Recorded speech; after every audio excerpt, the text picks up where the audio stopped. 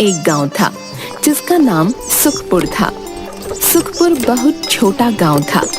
उस गांव में सभी लोग किसानी करते थे। जग्गू उसी गांव में रहता था। वह बहुत दयालु और अच्छा इंसान था। वह जब भी किसी को जरूरत पड़े तो मदद के लिए तत्पर रहता था। जग्गू अपनी पत्नी के साथ बात करते हुए कि बिना पानी अब वो खेती कैसे करेगा।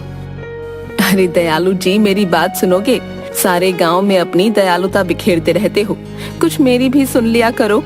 कुछ नहीं हो सकता इस गांव का। और तुम क्यों चिल्ला रही हो? क्या हुआ ये तो बताओ। तुमको क्या पता कैसे पानी लाना पड़ता है इतनी दूर से? अरे चिल्ला क्यों रही हो? मैं क्या कर सकता हूँ बताओ। अब पानी की इतनी बड़ी परेशानी है, मैं अकेले क्या कर सकता हूँ? तुमको क्या पता चलेगा? तुमको जाना पड़े तब तुमको पता चले। बस लोगों के दुख दर्द सुनने में ही दिलचस्पी है तुमको। अरे भाग्यवान, अब क्या बोलूं मैं तुमको। मैं तो खुद परेशान हूँ। न तो बरसात होती है, न तो कोई तालाब में पानी भरा हुआ है। जी, आप तो सही ही बोल रहे हो। पूरे गांव वाले भी यही सोच के मरे जा रहे हैं और पास के सारे तालाब भी सूख गए हैं। क्या कर सकते हैं हम लोग? हमें अपनी पानी की परेशानी को राजा तक पहुंचाना पड़ेगा। ठीक है, मैं सबसे बात करता हूँ, सबको उनके घर जाकर बोलता हूँ।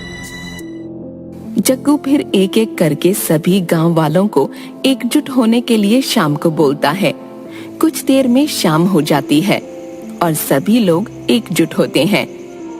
अरे सुनो भाई सभी लोग, हमें ये पानी की परेशानी राजा तक पहुंचानी पड़ेगी। उनको भी पता चलना चाहिए कि गांव की क्या हालत है। भाई तुम सही बोल रहे हो, सबको एक साथ होकर चलना चाहिए। वो तो अपने महल में ही रहते हैं, उनको क्या पता चलेगा कि गांव में क्या होता है, हैं? चलो सब लोग, मगर ये बताओ, बिल्ली के गले में घंटी बांधेगा कौन? क्या मतलब है तुम्हारा? तुम मुहावरों में क्यों बोल रहे हो? सीधा बोलो भाई। मतलब राजा के सामने पानी की बात कौन रखेगा है? सभी लोग जग्गू को ही आगे करते हैं और बोलते हैं, भैया जग्गू आप ही बोलो, क्योंकि आप ही इस गांव में सबसे ज्यादा समझदार हो। ठीक है, कल सुबह होते ही राजा के महल चलते हैं। सभी लोग बात खत्म होने के बाद अपने अपने घर को चल देते हैं और अगली सुबह राजा के महल के लिए निकल जाते हैं। राजा बहुत घमंडी था। उसका गांव वालों से कोई मतलब नहीं था और वो गांव वालों की बात नहीं सुनता था और ना ही मिलना पसंद करता था। और सुब्बू को ये बात पहले से पता थी, ताकि जो भी हो जग्गू को हो। सुब्बू जग्गू से बहुत जलता था। जग्गू को सारे गांव वाले बहुत मान सम्मान देते थे। ये बात सुब्बू को बिल्कुल पसंद नहीं थी। सभी लोग राजा के द्वार पर पहुंचे और वहां पहुंचकर सबने देखा कि राजा का मंत्री द्वार पर ही था। रुको सब लोग यहीं पर ही, कहाँ घुसे जा रहे हो?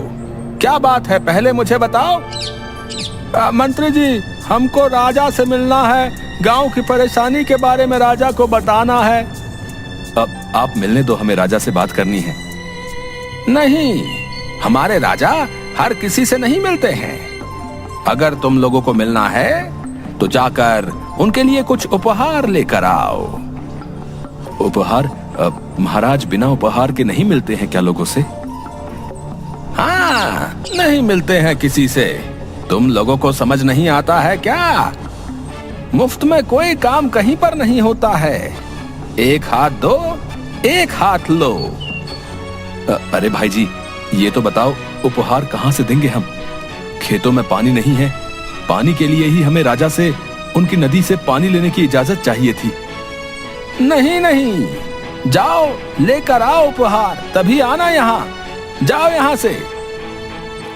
इतना बोलकर मंत्री महल में वापस चला गया और जाकर राजा को गांव वाले क्यों आए थे यह सब बताया। महाराज, बाहर गांव के लोग आए थे जो अपनी परेशानी का हल आपसे चाहते थे। किस तरह की परेशानी थी? तुमने पूछा नहीं? महाराज, उनका तो काम ही यही है, हर छोटी मोटी बात को लेकर आ जाते हैं महल में। देखो महामंत्री, अच्छा किया तुमने। हमें इन गांव वालों की बात सुनने में कोई दिलचस्पी नहीं है।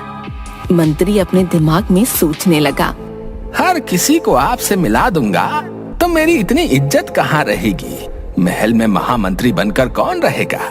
मुझे तो राजा से भी ज्यादा इज्जत चाहिए। लोगों से।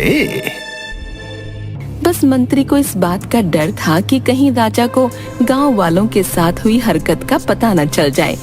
मंत्री राजा के नाम पर गांव वालों से काफी राशन और अन्न लेता था, इसीलिए वो कभी भी राजा से गांव वालों को कम ही मिलने देता था और इसीलिए खुद ही सब कुछ संभालता था।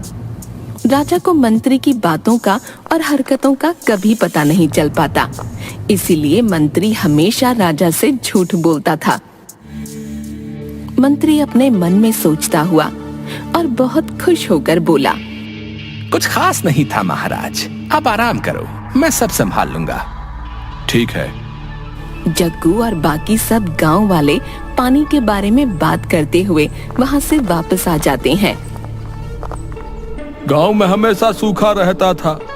गांव में वर्ष में सिर्फ एक ही बार बारिश होती है। गांव में सूखे के हालात हैं। 2 घूंट पानी के लिए कोसों दूर जाना पड़ता है। क्या कर सकते हैं भाई, राजा को भी हमारी परेशानी से कोई मतलब नहीं है। काश कोई चमत्कार हो जाए, इस गांव में पानी इतना हो कि सबको खेती करने में कभी कोई दिक्कत का सामना न करना पड़े भाई।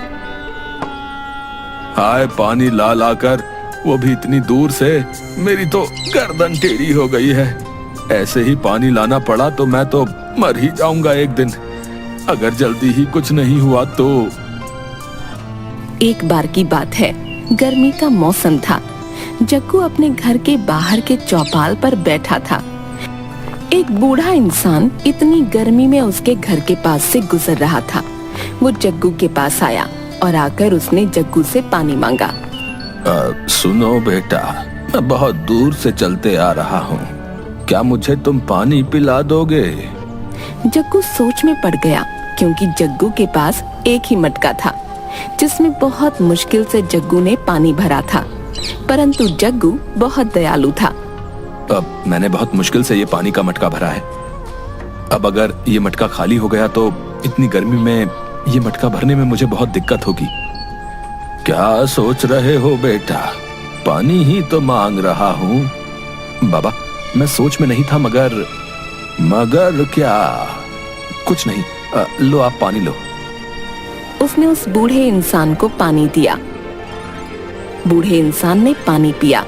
फिर उस बूढ़े इंसान ने और पानी मांगा। जग्गू मटके से पानी दे उससे पहले ही उसने पूरा मटका उठाकर सारा पानी पी लिया। जग्गू ये देखता ही रह गया। उस बूढ़े ने जग्गू को कहा कि धन्यवाद, तुमने मेरी आज प्यास बुझाई है। किसी की प्यास बुझाना ये बड़े पुण्य का काम है, इसीलिए तुम्हारा भगवान भला करेगा। ऐसा कहकर वह बूढ़ा इंसान चला गया। जग्गू बहुत दयालु था, इसीलिए बूढ़ा आदमी जग्गू से बहुत खुश होकर उसे आशीर्वाद देकर चला गया। जग्गू को बूढ़े आदमी का बर्ताव बहुत अलग लग रहा था, क्योंकि उसने मटके का सारा पानी एक साथ पी लिया था। जग्गू ने सोचा कि अब मैं क्या पानी पीऊंगा, उस बूढ़े ने मेरा सारा पानी पी लिया है।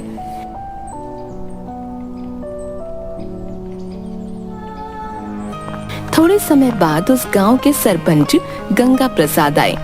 उन्होंने जग्गू को कहा कि जग्गू, क्या हुआ? तुम राजा के पास गए थे पानी के लिए? क्या होगा, राजा कौन सा हमारे जैसे लोगों से मिलते हैं, घमंडी कहीं का। कोई नहीं, आज हमारे घर आ जाना, थोड़ा काम है, मदद हो जाएगी। और ये सामान लेते आना, क्योंकि आज मेरे घर में मेहमान आने वाले हैं। जग्गू ने पर्ची के अनुसार सामान देखना शुरू किया। जाकर एक गिलास पानी लेकर आओ, थक गया हूँ काफी। मटके में पानी खत्म हो गया है, इसलिए मैं आपको पानी नहीं दे सकता। क्यों झूठ बोल रहे हो? तुम्हारे पीछे मटका तो भरा हुआ है। यह सुनकर जब जग्गू ने पीछे मुड़कर देखा तो वह आश्चर्य में पड़ गया। अभी कुछ देर पहले तो उस बूढ़े इंसान ने पूरा पानी खत्म किया है, तो अचानक ये क्या हो गया? उसने मजाक का बहाना कर गंगा प्रसाद को पानी दिया। पानी पीकर गंगा प्रसाद चले गए। गंगा प्रसाद के चले जाने के बाद जग्गू ने मटके को देखा तो वह फिर से भर गया था। उसे लगा कि यह कोई भगवान का चमत्कार है। फिर उसने मटके से पानी पिया और पानी फिर से भर गया। वह यह देख खुश हो गया। थोड़े समय बाद सरपंच दौड़ते हुए उसके पास आया और उसके साथ उसकी बीमार लड़की भी आई थी जो कई हफ्तों से बीमार थी। सरपंच बोला, मेरी बेटी को अभी इसी वक्त मटके का पानी दे दो। ऐसा क्यों? क्यों, क्या हुआ ऐसा? और आप पानी क्यों मांग रहे हो? मेरा पैर एक दुर्घटना के कारण टूट गया था, जो काफी इलाज के बाद भी ठीक नहीं हो पा रहा था। परंतु तुम्हारा पानी पीने के बाद से ही मेरा पैर बिल्कुल पहले की तरह हो गया है। इसीलिए मुझे तुम्हारे मटके का पानी दे दो, जिससे मैं अपनी बेटी को ठीक कर सकूं। जग्गू ने ठीक वैसा ही किया। मटके का पानी पीकर सरपंच की बेटी भी ठीक हो गई। यह देख जग्गू खुशी के मारे झूम उठा। पूरे गांव में ये बात फैल गई। जग्गू ने सोचा कि शायद वह बूढ़ा इंसान कोई भगवान का फरिश्ता रहा होगा और उसी की वजह से यह साधारण सा मटका जादुई मटका बन गया। जग्गू के घर के बाहर लोगों की लाइन लगने लगी। सब अपनी अपनी बीमारियां ठीक करने के लिए जग्गू के पास आने लगे। जग्गू उनका इलाज मुफ्त में करने लगा, क्योंकि उसको लोगों की सेवा करने में आनंद आता था। फिर भी लोग कुछ न कुछ देकर जाते। जग्गू कुछ ही दिनों में धनवान हो गया। एक दिन की बात है, एक बूढ़ा इंसान जग्गू के घर के बाहर फिर से आया और पानी मांगा। जग्गू उसको पानी दे उससे पहले कई सैनिक उसके पास आए और जग्गू को कहा कि जल्द से जल्द हमारे साथ चलो, रानी जी बहुत बीमार हैं, इसीलिए उनको मटके का पानी चाहिए। आज आप लोग यहाँ कैसे आ गए हैं? उस दिन हम भी अपनी पानी की समस्या लेकर आपके राजा के पास आ गए थे। राजा ने तुमको तुम्हारे इस जादुई मटके की वजह से मिलने के लिए बुलाया है। आहा, ऐसे कैसे आ जाऊं?